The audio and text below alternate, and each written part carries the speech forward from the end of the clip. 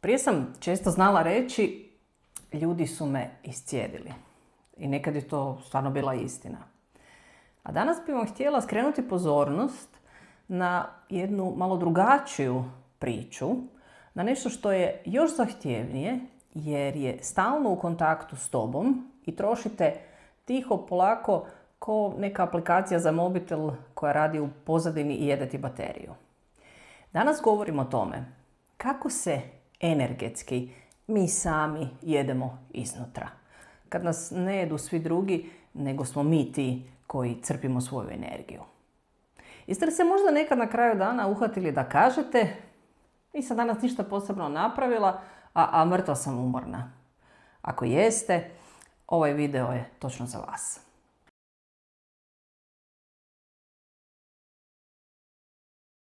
Umor ne dolazi samo od posla i obaveza ili od drugih ljudi. Umor često dolazi i od unutarnjeg pritiska i energetskog iscrpljivanja. Od misli koje nešto stalno vrte, provjeravaju, procjenjuju, uspoređuju, popravljaju, brinu se, rade analizu, a realno ko ih plaća? Plaćate ih vi sa svojom energijom. Jako su marljivi radnici, a vi ste ti koji plaćate. Zato ću danas govoriti o toj energiji, potrošačima i o jednoj tehnici koja vam može to spriječiti i vratiti snagu.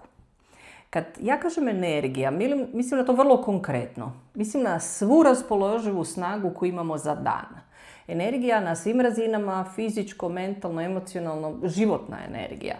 Mislim na to koliko možete biti prisutni, jasni, stabilni, koliko vi možete dobro i jasno odlučivati, komunicirati, stvarati, izdržati svoj tempo, pa i u tome uživati što radite. Za mene kao bioterapeuta ili ako hoćete bioenergetičara, sve na ovom svijetu je povezano energetski. I ove naše misli koje imamo nisu samo misli u glavi, misli su energija koja u tijelu postaje disanje, držanje, ton, napetost, umor, san, koncentracija, probava, kreacija, dakle sve.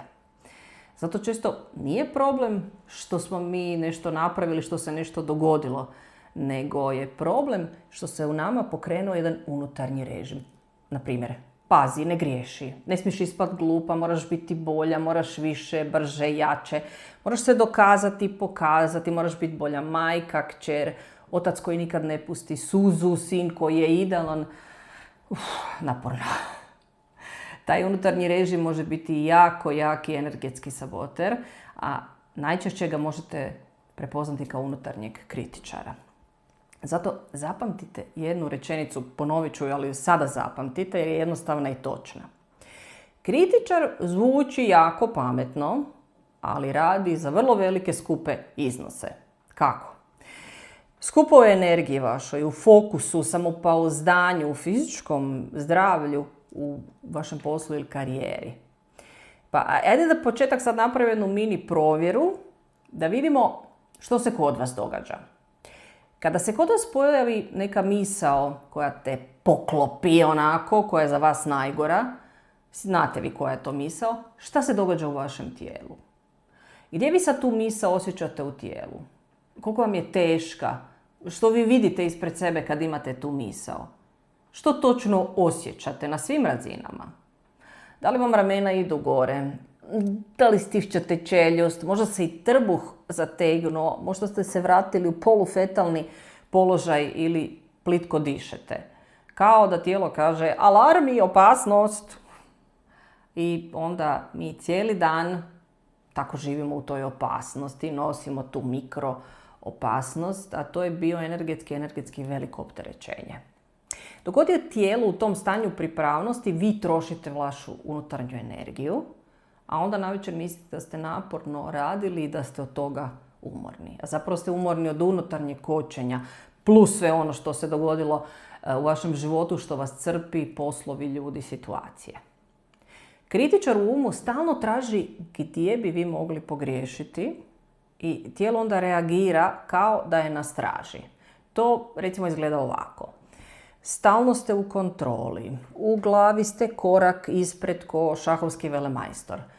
Tijelo je stisnuto, niste opušteni, organi su stisnuti, a u svim situacijama, razgovorima se vi već pripremate za napade koji se nisu ni dogodili. Kao da su unutra upaljeni svi mogući alarmi, a živjeti s tim alarmom nije normalno, jel? Postoji samo nešto što ste vi navikli, što je vama poznato, ali nije normalno. Perfekcionizam je prilično lukav. Zvuči kao jako lijepi standard, profesionalnost, ja samo želim kvalitetu, ja samo želim dati najbolje, ali vrlo često se tu sakrije jedan strah u lijepom pakiranju. Strah od pogreške, neuspjeha, kritike, ismijavanja, kazne, nastavite vi niz. Mislim da je jedan od mnogih mojih preporoda u osobnom rastu i razvoju bio trenutak kada sam na jednoj prezentaciji, na jednom mom predavanju, vidjela da mi je jedno slovo pobjeglo u drugi red greškom. I tad sam rekla, neka ga tamo. Na prezentaciji sam i dalje mirno govorila, sve je bilo u redu. U ovom videu ili u nekim mojim drugim videima sigurno isto ima takvih grešaka. Ne znam jeste vi ih zamijetili, vjerujem da jeste.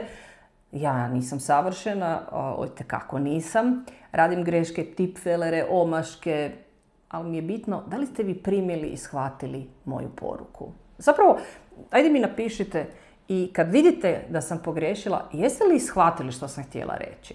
I zato danas ponovno mirne duše kažem sebi, neka je tamo i ta pogreška. Dobro je. Rečenica koju trebate zapamtiti, perfekcionizam nije standard, nego strah u finom pakiranju. I kad ste u tom modu rada, vi trošite energiju prije nego je akcija nastupila, na pripremu, na provjeru, dorađivanje, razmišljanje, tko će što reći i ne daj Bože onda na kraju na odgodu. Ili da odete u potpuno zamrzavanje. A odgađanje energetski samo stvara napetost. Nisam završila, nisam spremna, nisam dovoljno dobra. To je taj stalni neki unutarnji energetski dug. Ono što je posebno često kod vrlo pametnih i sposobnih ljudi, i to se ponavlja kod njih, da izvana rade, imate rezultate, a unutra je stalno neko popravljanje, prepravljanje, dorada, nezadovoljstvo samim sobom i uspoređivanje. Gledate okolo, gledate, konkurenciju, druge ljude, rodbinu, tražite gdje ste slabiji, tko je brži, glasniji, sigurniji, ko ima više novaca, ko ima ljepšu ženu. I dok vi to radite, energija vam odlazi na taj unutarnji rat. I ako stalno popravljate sebe, vi zapravo propuštate druge prilike. Dok popravljate, netko drugi se usudio i pogriješio možda, ali to nije nužno značilo da je loši, nego samo da je krenuo, da je u akciji, da je već 300 metara ispred. Kako si pomoći da vi ne ostanete zakopani, jer ste pametni, sposobni? Jedan od načina je preoblikovanje misli. I to nije glomatanje da je sve super, pozitiva i stavljanje osmijeha preko stresa. Radi se o promjeni vašeg unutarnjeg okvira, percepcije, značenja, čak i promjeni pitanja. Jer često nije sama situacija problem. Često je problem okvir, percepcija kroz koju vi gledate na neku situaciju. Ako uspijemo promijeniti okvir, promijenit će se i vaše stanje. Bez obzira da li sada ste bolesni ili ste u poslovnom problemu. Ako se vaše stanje promijeni, onda će se promijeniti vaša energija. A tada se mijenja i vaša sposobnost da napravite idući korak. Kako da to napravite vrlo konkretno u 4 koraka? Prvi korak je da uhvatite jednu rečenicu vašeg uma kritičara.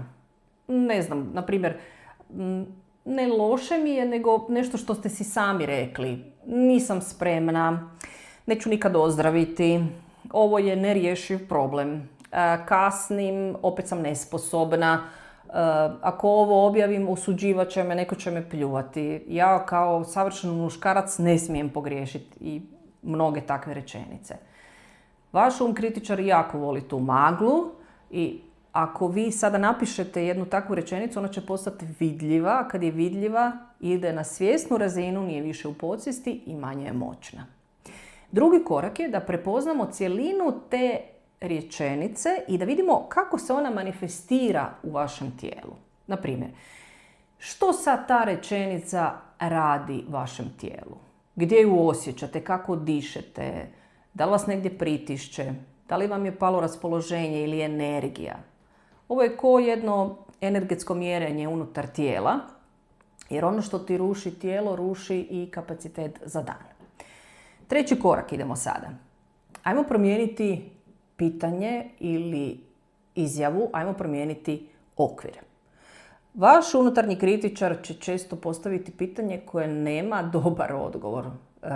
Primjerice, jesam li dovoljno dobra? A gledajte, to je rupa bez dna. Jel jesam ili nisam, možemo do kraja života, tako? I možda ćete na kraju reći nisam. Dakle, jedno bespotrebno i neproduktivno pitanje. Idemo ga preoblikovati. Što mi treba da postanem 10% bolja? Koji je moj najmanji sljedeći korak koji donosi pobjedu? Što je danas u mojoj kontroli? Što je dovoljno dobro za iduću verziju mene, a ne penziju? I četvrti korak, idemo preoblikovati ovo u jedan oblik koji štedi energiju.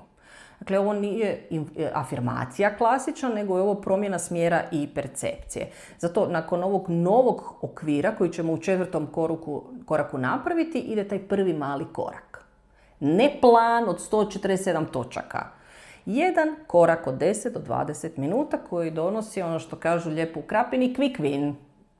Kad ga napravite taj mali korak, imat ćete signal ja imam kontrolu. To je jedna mala brza pobjeda i polako se energija vraća vama. Sad ću vam dati 3 vrlo jaka klasika. Prvi, nisam spremna završiti projekt. Preoblikujte u spremna sam za prvi korak. Za prvi korak mi recimo treba pola sata.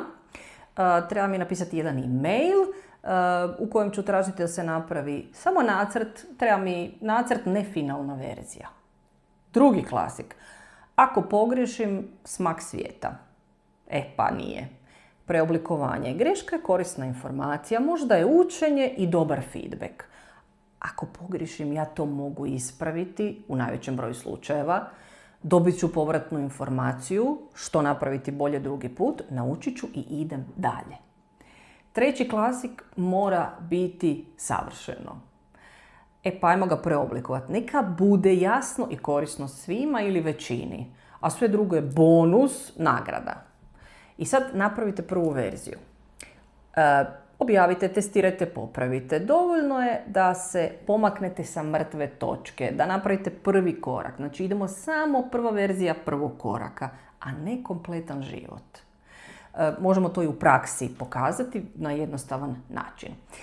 Ajde sad ustanite na sekundu, ali fizički baš ustanite i stopala da su vam lijepo na podu. Udahnite kroz nos, izdahnite kroz usta, lagano, polagano 3 puta. Tako je, bravo. I još 2 put. Odlično. I sad recite u sebi nisam spremna ili nisam spreman.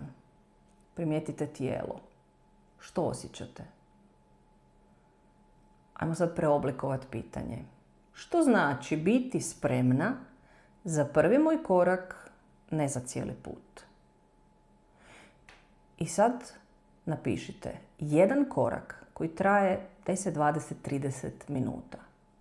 Otvorit ću dokument, napisat ću prve 3 polazne točke ili snimit ću probni video od 60 sekundi samo za mene, ne za cijeli svijet. Poslat ću jednu poruku bez nekog objašnjenja, napravit ću listu zadataka ili listu opcija pa ću sutra odlučiti. Ovo je važnije nego što zvuči i doista to napravite i zapišite. Možete i sjesti. Kritičar troši energiju tako što vas drži na mjestu. Fiksira vas, zabetonira. A kad se vi pokrenete, kad napravite akciju, izlazite iz te zarobljenosti, a energija vam se vraća. Tako možete izaći iz tih depresivnih faza akcijom. Iako je depresija vrlo ozbiljna stvar, da se razumijemo. Ako ste umorni samo od obveza, često ste umorni od unutarnjeg otpora, od rečenica koja vas stisnu, koja vas zakoče, koja vas uspoređuju, koja vas prazne. Zato je plan za ovakvu situaciju u 4 koraka. Uhvati tu rečenicu koja te blokira ili usporava. Osjeti koliko ona tebe košta u tom cijelom tvom tijelu. Promijenio je okvir i napravi prvi mali korak. ali ga doista napravi i napravi ga sada. Zapamtite iz današnjeg videa 3 rečenice koje vrijedi ponijeti sa sobom. Perfekcionizam nije standard, nego strah zapakiran u vrlo finom pakiranju. Kritičar zvuči pametno, ali radi za jako skupu naknadu. Ako stalno popravljaš sebe, propuštaš prilike. Zapamtite ih. I nemojte sad samo klimnuti i nastaviti dalje po starom. Uzmite tu jednu rečenicu vašeg uma kritičara koja vam se vrti ovaj tjedan ili danas po glavi, zapišite ju, napravite preoblikovanje, odredite jedan mali korak od 10-20 minuta koji vodi ka prvoj pobjedi. To je način da vam se vrati energija u vaš sistem, da vam se vrati vaša životna energija i da prestanete iscrpljivati sebe. Ako vam je ovaj video bio koristan, spremite ga da se vratite kad vas opet pojede iznutra ili mi napišite u komentaru koja rečenica vama najčešće troši energiju. Ja pratim, čitam sve što pišete i snimit ću nastavak ako bude nekakav konkretan primjer iz posla ili vaših odnosa. Prije nego što vas pozdravim, podijelite ovaj video na vašim društvenim mrežama ili ljudima kojima je on danas potreban. Živjeli!